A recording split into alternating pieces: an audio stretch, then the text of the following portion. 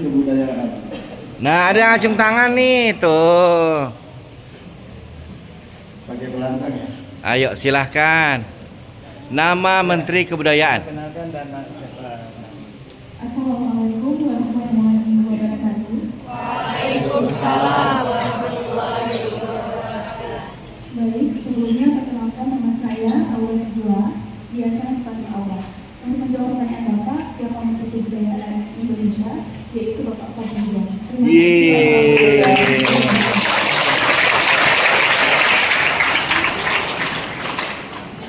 Jadi Kementerian Kebudayaan ini kementerian yang pertama kali ya yang ada di Republik kita, Republik Indonesia setelah 79 tahun kita merdeka. Nah, atas adanya kementerian ini menunjukkan bahwa pemerintahan Presiden Prabowo sekarang ini punya keseriusan untuk bersama-sama kita semua membangun kebudayaan atau yang disebut dengan pemajuan kebudayaan. Pengertian kebudayaan adik-adik pasti sudah tahu semua, dan kegiatan ini, program yang sedang hadir di Sekolah SMA Negeri 1 ini disebut dengan Bincang-Bincang Budaya Sinema. Apa namanya, Kak? Bincang-bincang budaya sinema. Nah, apa itu budaya sinema? Yaitu bahwa di dalam terkait dengan perfilman ada berbagai hal yang adik-adik perlu ketahui. Bukan hanya menonton film, bukan hanya film yang dimaksud film di bioskop, tetapi berbagai bentuk atau jenis film. Nanti Pak Ian Wijaya di depan kita akan menyampaikan berbagai hal terkait dengan film, dengan media tontonan, bioskop, menonton film di televisi, menonton film di melalui internet, bisa melalui laptop, bisa melalui handphone Anda. Itu semua budaya menonton. Dan bahkan di dalam big data analysis gaji teman-teman bisa sampai 70.000 US dollar untuk kerja seminggu. Jadi sangat luar biasa. Nah, makanya anak kedua saya begitu ngambil di kafe animasi, saya langsung kasih, langsung oke. Karena saya lihat cara berpikir saya terbalik. Kemarin saya pikir orang finance itu paling mahal, rupanya orang kreatif itu jauh lebih hebat.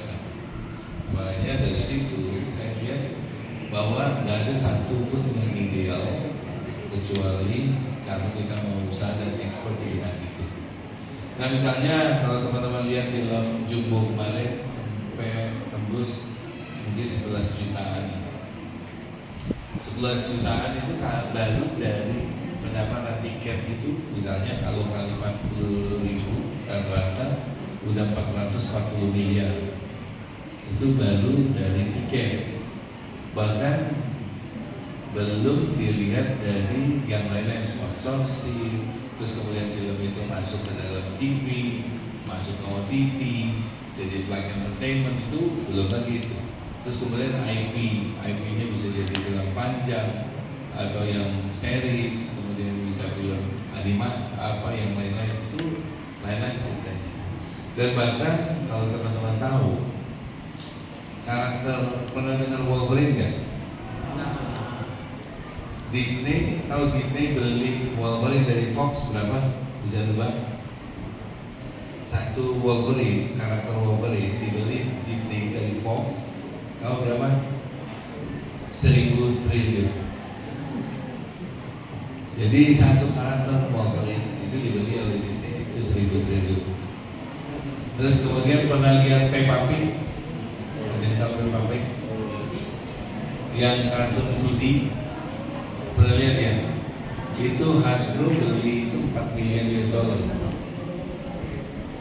Nah, terus saya punya teman yang bikin kartun Chucky. Chucky itu cuma asalnya itu dia iseng. Dia bikin kartun, dia anak TKP animasi di Sakti, dia iseng bikin kartun strip cuma 4 kotak, iseng di tentang teman-temannya di Facebook, akhirnya viral. Sekarang dari satu outletnya itu bisa 300 juta per bulan baru dari merchandising di dalam kartu. Siapa sih, mungkin semua orang juga bisa bikin keju cuma apalagi kartu strip itu sangat luar biasa industri konten. Nah, makanya kenapa hari ini jadi penting untuk membuka teman-teman mindset bahwa ketika kami lulus nggak harus semuanya masuk ekonomi, teknik atau apa, terus kemudian mau jadi PNS atau mau jadi apa, ya pekerjaan formal. Tapi informal juga banyak banget potensi yang terbuka. Penonton film Indonesia itu 45 jutaan orang. Kalau film asing mungkin masih angka 20-an, jadi 2 kali lipatnya. Ini yang menurut saya kalau kita mau tekuni industri konten khususnya film, terus karena itu potensial luar biasa betul. Mau apa aja semua yang gambar bergerak disebut dengan film. Jadi mumpung masih belum nyari kerja, karena kalau udah begitu lulus cari kerja bertaruhan deh, susahnya setengah waktu. Mumpung belum cari kerja dan masih punya teman yang kompak, mulai sekarang mau bikin konten, bikin bikin YouTube, bikin film pendek, itu lakuin sekarang. Karena kalau udah lulus, udah terlambat, ya nggak terlambat juga sih. Karena yang terbuka kan pekerjaannya pengangguran, jangan lama ke situ. Jadi kalau mau pengangguran in style, jadi kita mau menganggur tapi duitnya banyak karena konten yang kita lakukan viral yang akhirnya menambah beli-beli dan banyak endorser yang masuk ke kita. Nah teman-teman bisa bikin film pendek tentang apapun, mau kuliner, mau tempat wisata atau apa, bisa lakuin. Mumpung sekarang masih ada waktu, lakuin sekarang karena nanti lama-lama akan ketemu stylenya sendiri.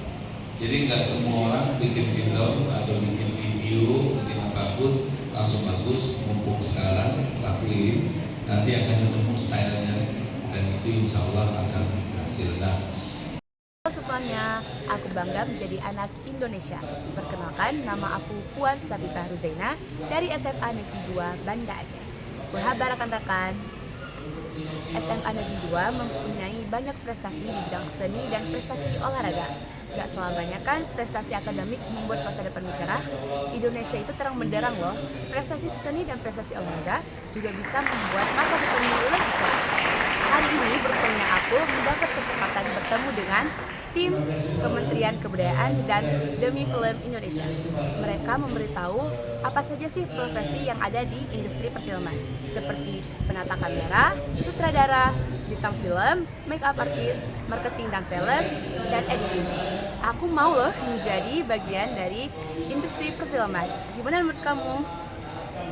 Yeay, terima kasih. Merupakan salah satu sekolah tertua, historinya dulu bernama Sekolah Cina, karena mayoritas yang sekolah di sini dulu itu orang Cina. Sebelum tahun 1965 di saat pemberontakan PKI baru berubah. Dan alhamdulillah sudah banyak sekali nama-nama besar yang lahir dari SMA Negeri 2, di antaranya Bapak Nezar Patria yang mungkin kita kenal sebagai dulu Wakil Menteri, dan Bapak Panglima Kodam Iskandar Muda saat ini adalah alumni dari SMA 2. Dengan berbagai ragam potensi yang ada di sekolah, seperti yang sudah kami sampaikan tadi pada saat kita bincang-bincang di ruang meeting kepala sekolah, anak kami memiliki kekuatan terutama di bidang seni dan olahraga. Mudah-mudahan kehadiran Bapak hari ini bisa memotivasi Ananda untuk lebih aware, lebih menyadari potensi yang ada di dirinya. Nah, sebagaimana yang selalu Ibu sampaikan, kita itu tidak mesti harus cerdas di bidang akademik saja. Potensi non-akademik yang kalian rasa ada di diri kalian perlu terus-menerus kalian kembangkan. Enggak semua orang bisa dapat ranking, tetapi semua orang punya potensi untuk berkembang sesuai dengan minat dan bakatnya. Nama saya Nel Alfa Pandangan, saya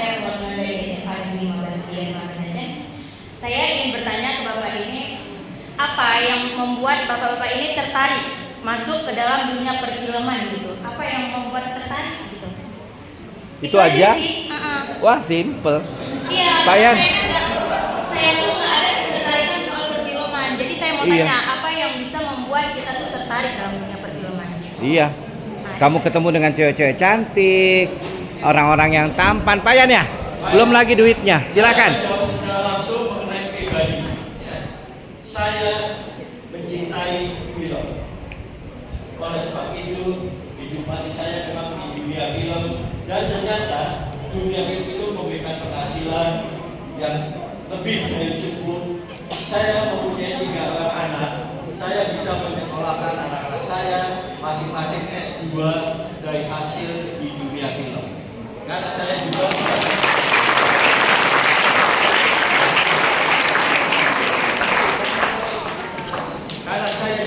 sebagai penulis, ya. Jadi saya menulis skenario film dan kadang-kadang suka diajak untuk main film, muncul di layar film baik di televisi maupun di bioskop.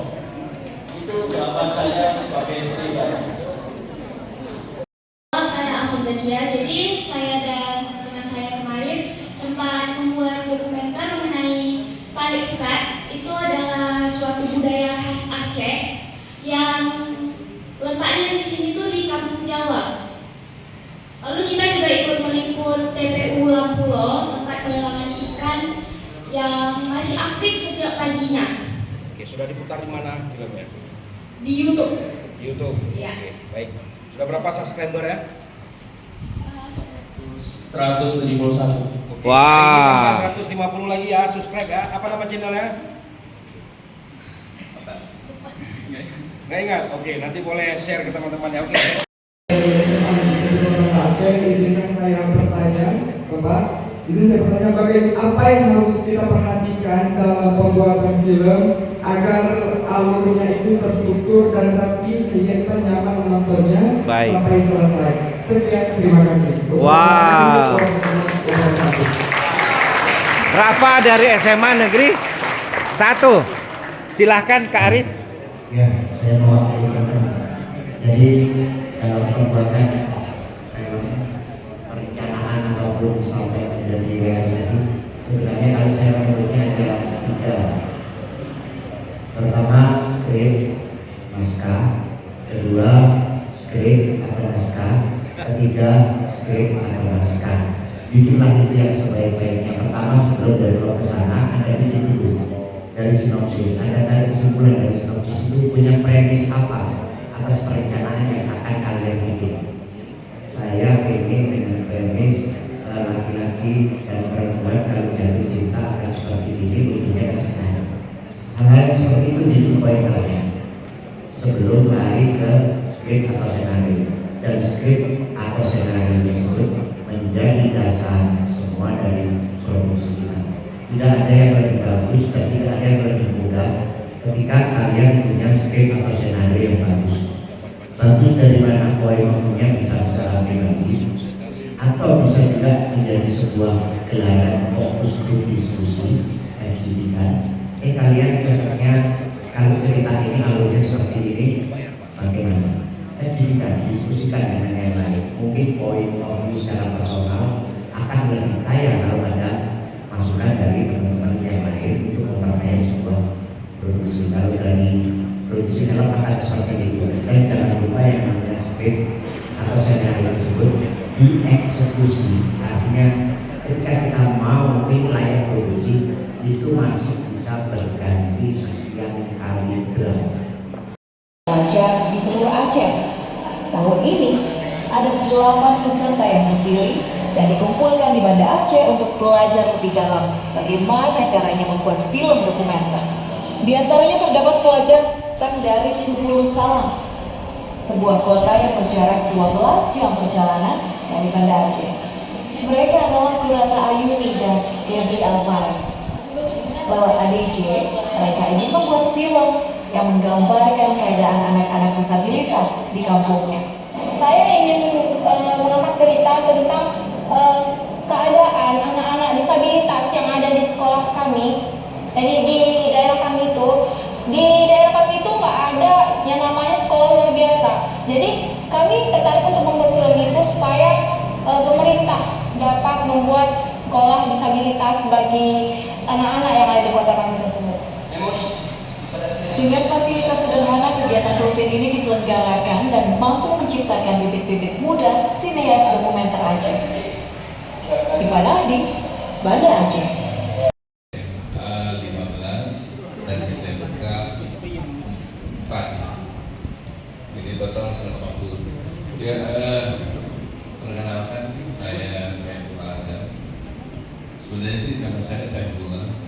Cuma saya namain Agam itu gara-gara saya mulai beasiswa Australia, terus ditanya nama lain, saya tulisnya Agam karena saya orang tua saya itu dari Aceh, dari Pidi. Akhirnya saya berhasil karena anak pertama namanya Agam, kalau baru pertama kan tahu. Nah, saya masukin other name Agam. Gara-gara saya masukin nama Agam, jadi lulus beasiswa Australia, ditulisnya Saifullah Agam. Nah, sekarang banyak yang kenal itu. Saya lahir dan SMA itu di Jakarta, kuliah di Siak Kuala di Fakultas Ekonomi. Jadi saya cuma kuliah doang di sana di Siak Kuala. Kemudian jadi saya coba kenal dulu ya. Terus kemudian saya masuk ke Kementerian Keuangan di 2003 fiskal, Kementerian Keuangan. Saya dapat S2 dari University of Western Australia, kuantitatif ekonomi. Terus kemudian S3 ini Financial Economy di University of Western Australia. Kemudian dapat beasiswa Australia Leadership Award. Kemudian di 2018 saya pindah ke Badan Ekonomi Kreatif sebagai Direktur Akses Pembiayaan dan Perbankan, terus pindah lagi ke Kemenparekraf sebagai Direktur macam-macam termasuk Direktur Film, dan terakhir saya harusnya jadi Direktur Film di Kementerian Ekonomi Kreatif, tapi saya mundur, saya masuk jadi Direktur Film, Musik dan Seni Kementerian Kebudayaan.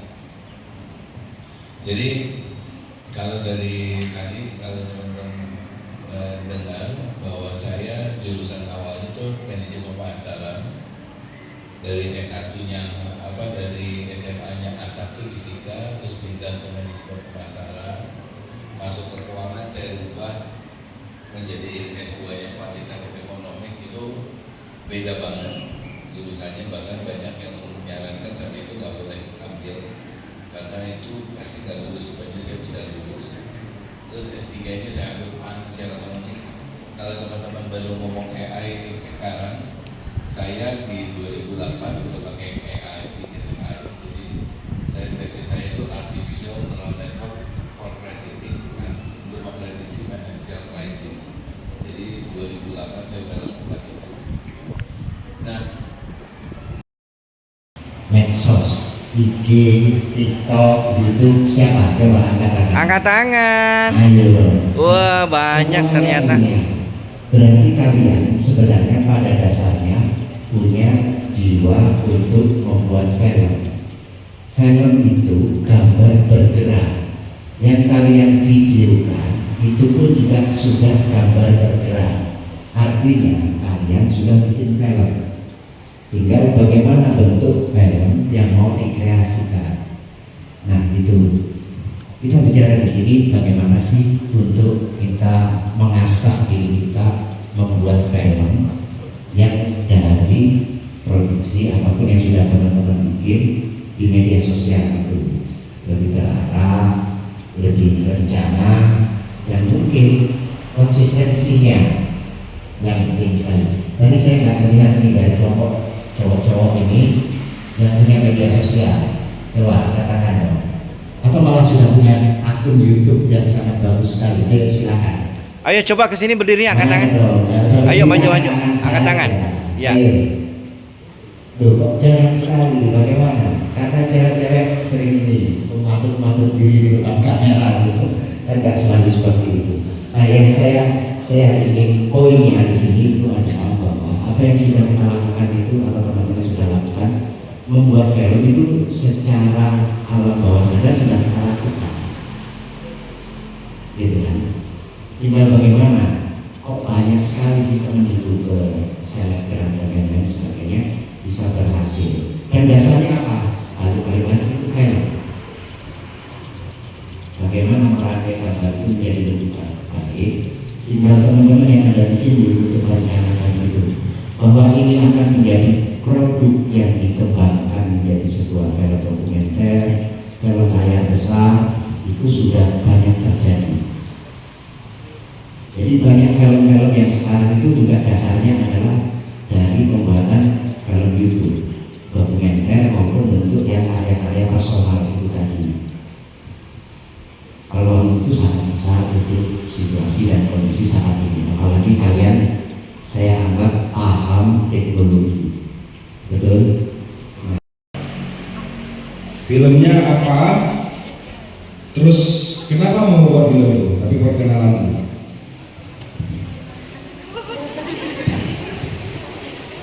Assalamualaikum warahmatullahi wabarakatuh.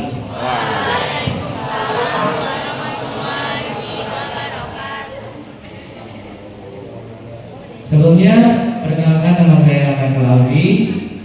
Saya 17 tahun, sebelumnya ada di Lok Sumawe selama 3 tahun dan pindah ke sini selama 2 minggu yang kemarin gitu. Aslinya saya dari Bandung. Saya waktu itu pernah mengikuti, sebetulnya saya jadi aktornya, Pak. Oh, jadi aktornya. Nah.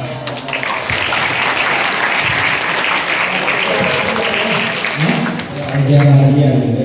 Saya itu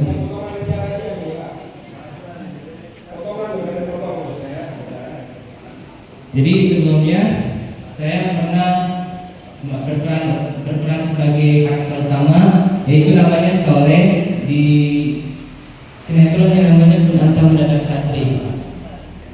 Kun Anta Mendadak Santri, Pak. Oke. Di situ Kun Anta Mendadak Santri itu menceritakan tentang sebuah murid yang namanya Haikal, dan si Haikal ini tuh pergi ke tempat pesantren, yang maksudnya ke pesantren, dan dia itu mendadak menjadi seorang santriwan gitu. Mendadak menjadi santriwan, Pak. Awalnya santriwati. Itu, Pak. Awalnya murid biasa. Nah, jadi santri ya. Ya, saya menjadi salah satu teman tokoh karakter utamanya, yaitu namanya Soleh. Dan saya sudah main di sinetron itu selama 115 episode.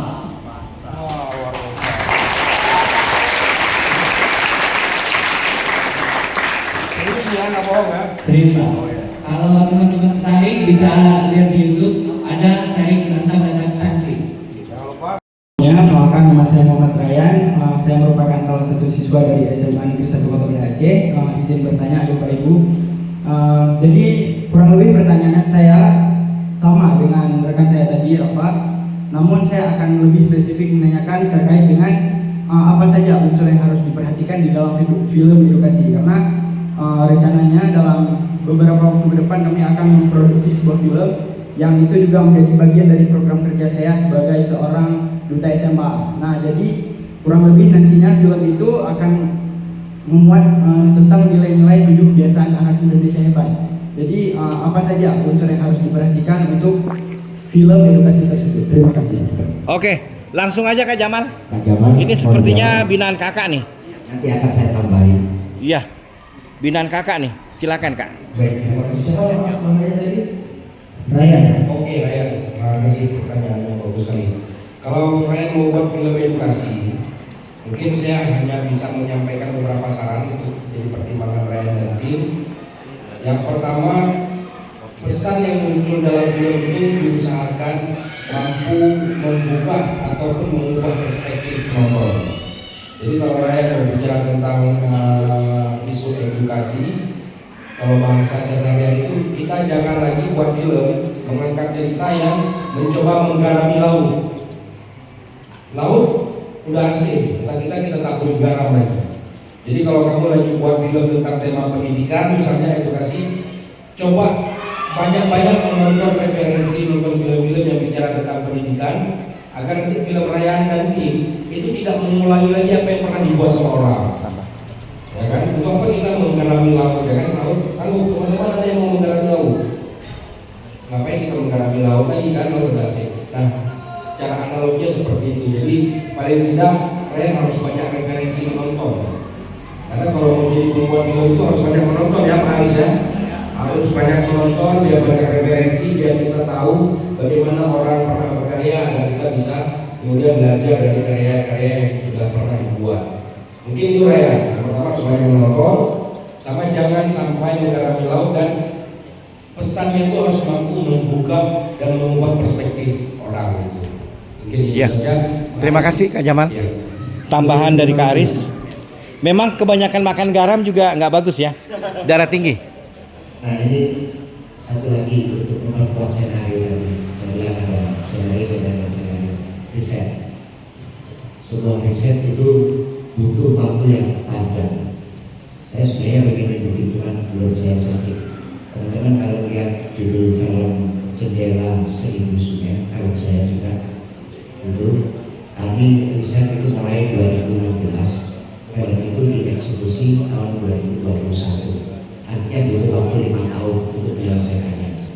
Dan itu pun hadir dalam berbagai format.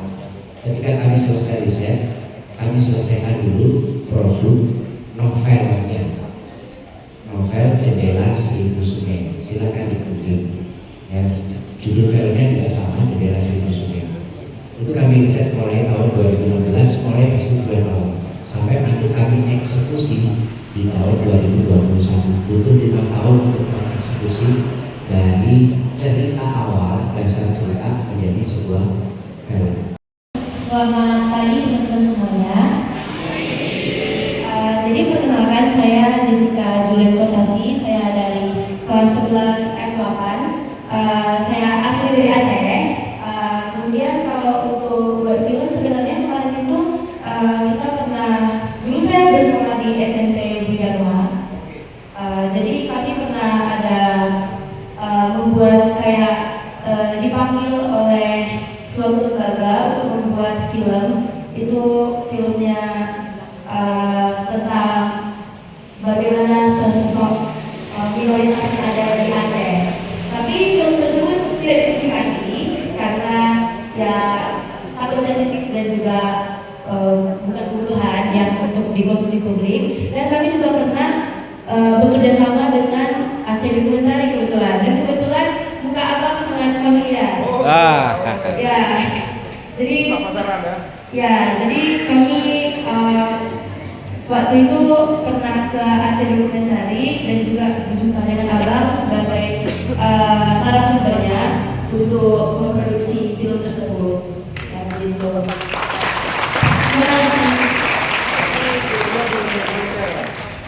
Filmnya film dokumenter. Dokumenter nggak? Dokumenter. Kebetulan ada teman saya juga dua di sini yang ikut filmnya.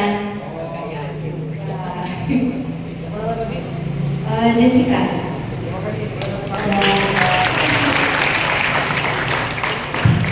Oke, baik, terima kasih. Oke, teman-teman. Nah, saya yakin teman-teman di sini semuanya hari ini pasti nggak jauh-jauh dengan yang namanya medium audio dan visual.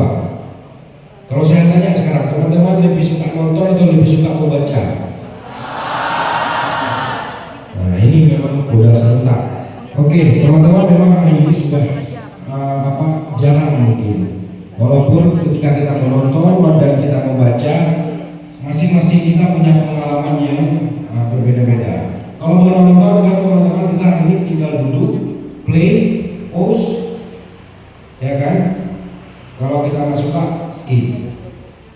Artinya kita cuma menerima, tapi jarang kita ketika menonton, lagi nonton film terus teman-teman menghayal. Pernah? Oh pernah ya?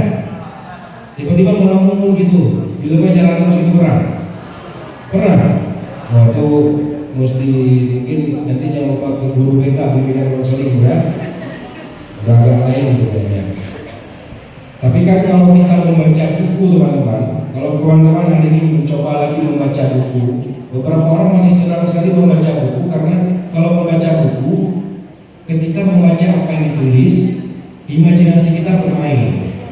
Nah, beberapa teman-teman yang suka membaca buku karena suka dengan sensasi itu ya kan. Misalnya ketika baca buku Harry Potter misalnya, antara Jessica sama Michael tadi kalau baca buku Harry Potter pasti imajinasinya sebelum nonton filmnya ya. Karena sekarang ada filmnya kita udah kebayang ya kan. Tapi kalau ada buku-buku yang memang belum pernah difilmkan novel itu, teman kita yang membaca dan kita yang membaca buku yang sama kita masih punya imajinasi yang beda-beda. Dan beberapa orang juga nikmat membaca buku, tapi kalau kita menonton film kita kan tinggal duduk saja kan, duduk aja kita terima aja apa yang dibilang, apa yang ditampilkan, apa yang kita dengar kita tinggal menerimanya.